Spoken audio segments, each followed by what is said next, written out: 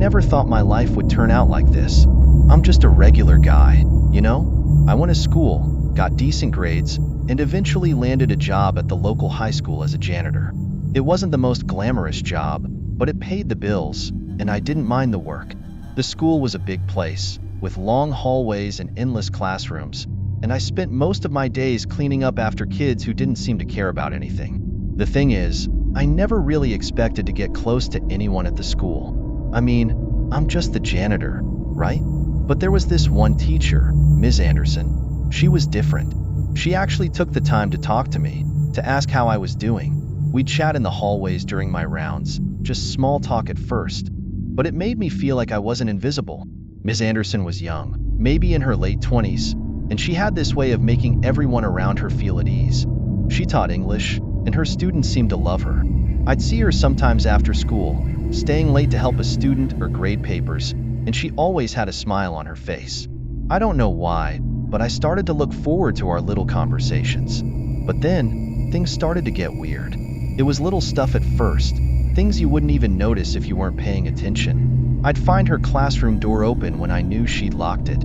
Papers would be scattered on her desk, like someone had gone through them. And then there were the nights when I'd be cleaning up, and I'd hear footsteps in the hallway, even though the school was supposed to be empty. I figured it was just my imagination. I mean, this school is old, and it's full of creaky floors and drafty windows. But then, one night, I found something that made my blood run cold.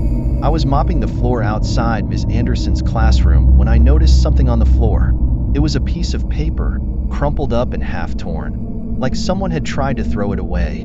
I picked it up and smoothed it out, and what I saw made my heart skip a beat. It was a note, written in shaky handwriting, and it said, "I'm sorry for what I did. Please don't tell anyone." There was no name, no explanation, just that single, haunting sentence. I didn't know what to make of it. Maybe it was just a joke, some kid trying to mess with Ms. Anderson, but something about it didn't feel right. I couldn't shake the feeling that there was something more going on, something darker. I tried to forget about it, to convince myself that it was nothing. But the more I thought about it, the more it ate away at me.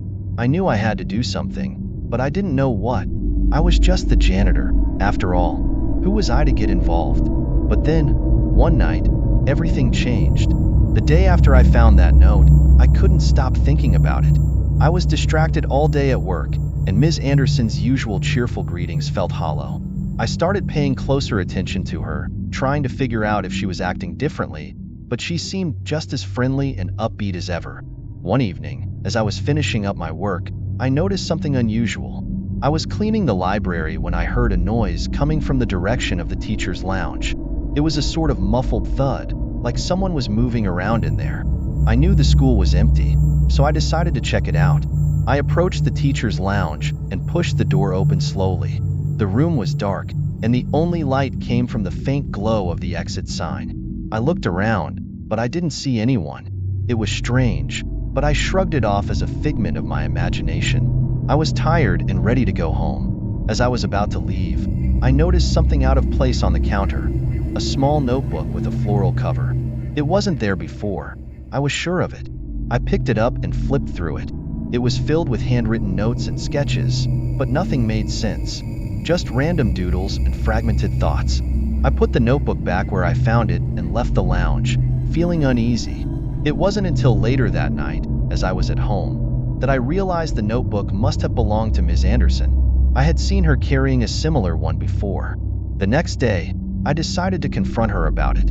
I caught her in the hallway during one of her breaks and mentioned the notebook.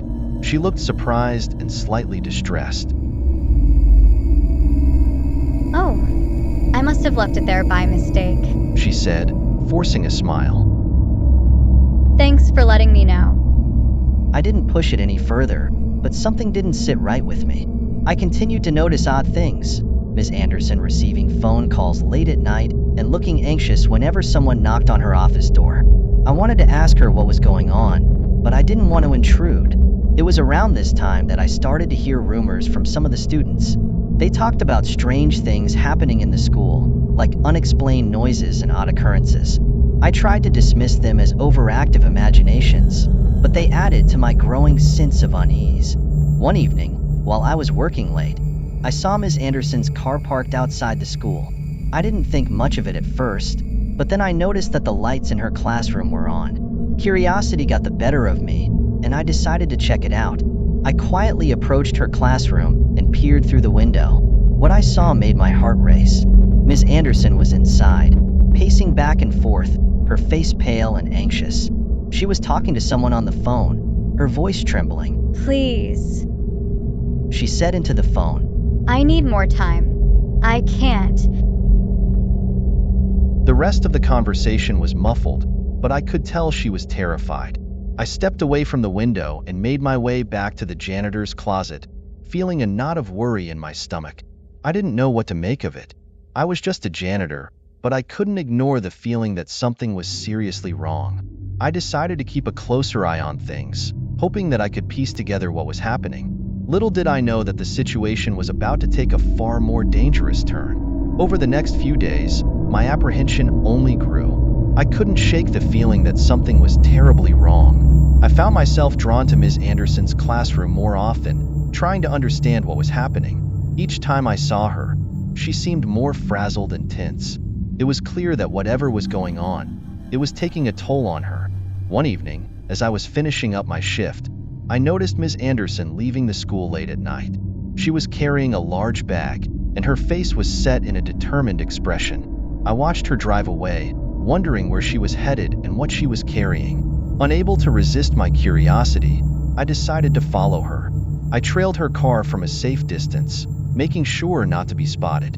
She drove out of town, taking a winding road that led to an old, abandoned building on the outskirts. I parked a little way off and watched as she got out of her car and entered the building. I waited for what felt like an eternity, my mind racing with questions. Finally, I decided to investigate. I approached the building cautiously, trying to stay hidden. The door was slightly ajar, so I slipped inside. The interior was dark and musty, with broken furniture and dust-covered surfaces.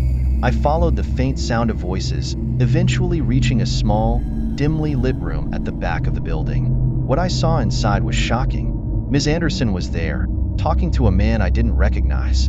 He was tall, with a stern face and an authoritative presence. They were arguing, their voices low but intense. I can't keep this up anymore. Ms. Anderson said, her voice trembling. The pressure is too much. I don't know how much longer I can handle this. The man's response was inaudible, but his body language was menacing. He moved closer to Ms. Anderson, and I could see her flinch. It was clear that their conversation was not just about school matters.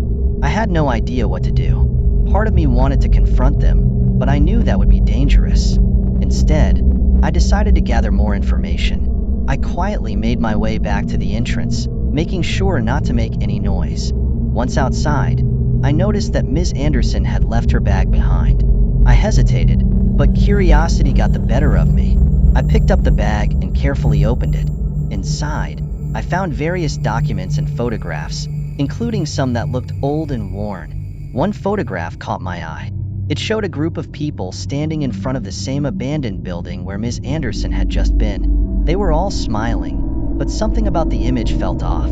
I noticed that one of the people in the photo was the same man I had seen with Ms. Anderson. I took the photograph and the other documents with me, knowing that I needed to understand what was happening. I spent the rest of the night going through the materials.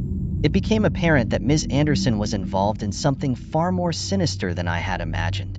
The documents included detailed notes about the school's past and its connections to illegal activities. There were mentions of a secret society and hidden agendas.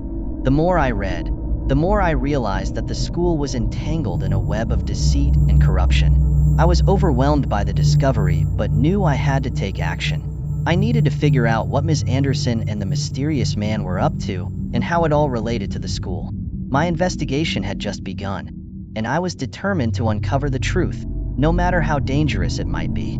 The following days were a blur of anxiety and paranoia. I couldn't stop thinking about what I had discovered in Ms. Anderson's bag. The photograph and documents suggested that there was a hidden agenda at play, involving people in positions of power within the school. I was more determined than ever to get to the bottom of this, but I also knew I had to be careful. I couldn't afford to make any mistakes. I decided to start by investigating the history of the school. I visited the local library and scoured old newspapers and archives. What I found was both intriguing and disturbing. The school had once been involved in a controversial social experiment conducted decades ago.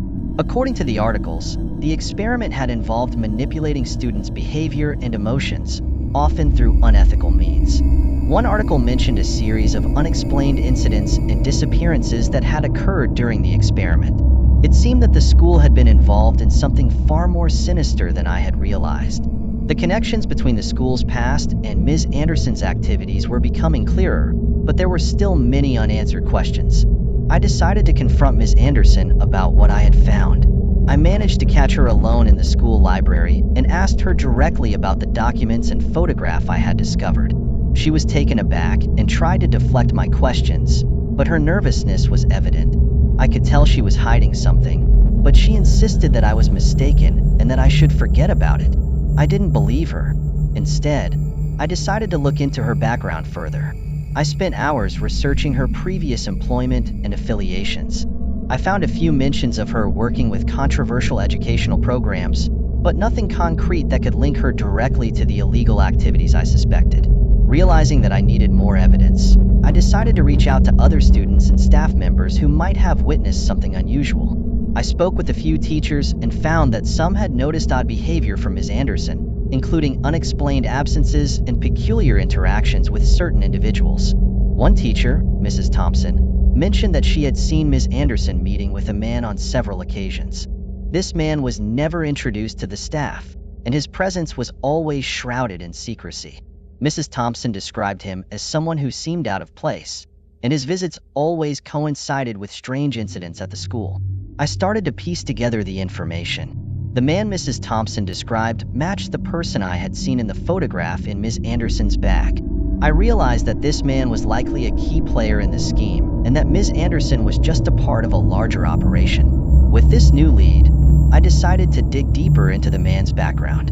I discovered that he had a history of involvement in illegal activities and had been linked to several high-profile scandals in the past. It became clear that Ms. Anderson's involvement in the scheme was part of a broader effort to manipulate and control the school for personal gain. Feeling the urgency of the situation, I decided to approach a local journalist known for investigating corruption. I presented the evidence I had collected, including the documents, photograph, and witness statements. The journalist was intrigued and agreed to help me with the investigation. Together, we began to expose the corruption within the school. We published a series of articles detailing the illegal activities and connections between Ms. Anderson, the mysterious man, and other individuals involved. The revelations shocked the community and led to a significant investigation by the authorities. Ms. Anderson, along with several accomplices, was arrested. The investigation revealed a web of deceit and exploitation that had been hidden for years. The school's dark history was brought to light, and the perpetrators faced justice for their actions. Even with the resolution of the case, I couldn't shake the feeling that there were still unanswered questions. The investigation had uncovered a lot, but the full extent of the conspiracy remained uncertain. The school's past had been exposed, but the scars of its dark history lingered.